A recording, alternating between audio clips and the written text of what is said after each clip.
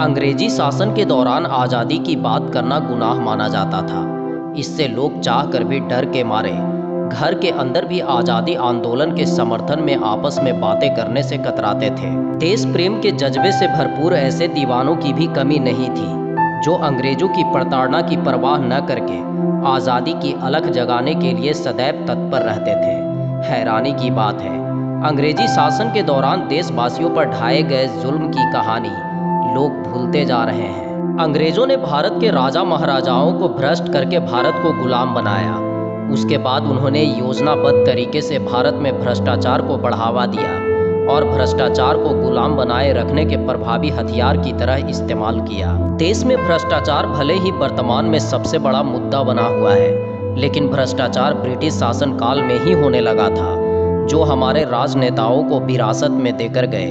भारत छोड़कर जाते जाते अंग्रेजों की कुटिल बुद्धि ने भारत को और भी गारद करने को सोच लिया था।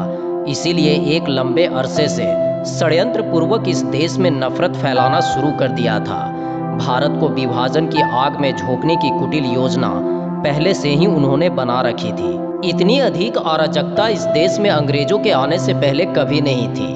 आमतौर पर भ्रष्टाचार तथा गरीबी भारत में कहीं भी कभी भी देखने को नहीं मिलती थी। यदि यह कहा जाए कि गरीबी, सामान्य राजनीति और प्रशासनिक भ्रष्टाचार अंग्रेजों की देन है, तो इसमें कोई बेईमानी नहीं होगी। भारत केवल एक राष्ट्र ही नहीं, बल्कि सभ्यता, संस्कृति और भाषा में विश्व का मात्र संस्थान था। भारत भूमि दर्शन, संस्कृति और सभ्यता की माँ कही जाती थी।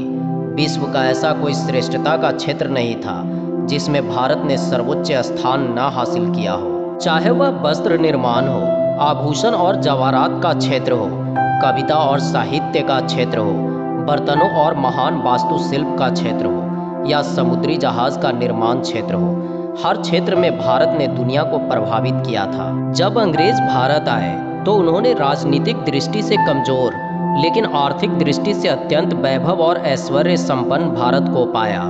ऐसे देश में अंग्रेजों ने धोखाधड़ी, अनैतिकता और भ्रष्टाचार के माध्यम से राज हड़पे, अमानुषिक टैक्स लगाए, करोड़ों लोगों को गरीबी और भूखमरी के गर्त में ढकेला तथा भारत की सारी संपदा और वैभव लूटकर ब्रिटेन को मालामाल किया। उन्होंने मद्रास, कोलकाता और मुंबई में हिंदू शासकों से व्यापारिक चौकियां भाड़े पर ली और बिना अनुमति के वहां अपनी तोपें और सेनाएं रखी। 1756 में बंगाल के राजा ने इस प्रकार के आक्रमण का जब विरोध किया और अंग्रेजों के दुर्ग फोर्ट विलियम पर हमला करके उस पर कब्जा कर लिया, तब एक साल बाद रॉबर्ट क्लाइव ने प्लासी के युद्ध में बंगाल को हराकर उस पर कब्जा कर लिया और एक नवाब को दूसरे से लड़ाकर लूटपाट शुरू कर दी। सिर्फ एक साल में क्लाइव ने $11,70,000 की रिश्वत ली और $1,40,000 सालाना नजराना लेना शुरू किया। अंग्रेजी भाषा चलाने और अंग्रेजों के प्रति दास्ता मजबूत रखने के लिए भारतीय विद्यालय बंद किए गए। भारत में 4 करोड़ लोग ऐसे थे जो कभी भी अपना पेट नहीं भर पाते थे। भूख और गरीबी की ओर ढकेल दिए गए। समृद्ध भारतीय शारीरिक दृष्टि से कमजोर होकर महामारी के शिकार होने लगे। 1901 में विदेश से आए प्लेग के कारण 2,72,000 भारतीय मारे गए। 1902 में 50 लाख भारतीय मारे गए। 1903 में 8 लाख और 1904 में 10 लाख भारतीय भूख, कुपोषण और प्लेग जैसी महामारी के कारण मारे गए। 1918 में 12 करोड़ 50 लाख भारतीय इन्फ्लुएंजा रोग के शिकार हुए, जिनमें से 1 करोड़ 25 लाख लोगों की मौत सरकारी तौर पर दर्ज हुई। समान कार्य के लिए अंग्रेजों को भारतीयों से 10 गुना ज़्यादा वेतन दिया जाता था और अंग्रेजों से 10 गुना अधिक विद्वान भारतीय को उनकी योग्यता के अनुसार पद नहीं दिया जाता था।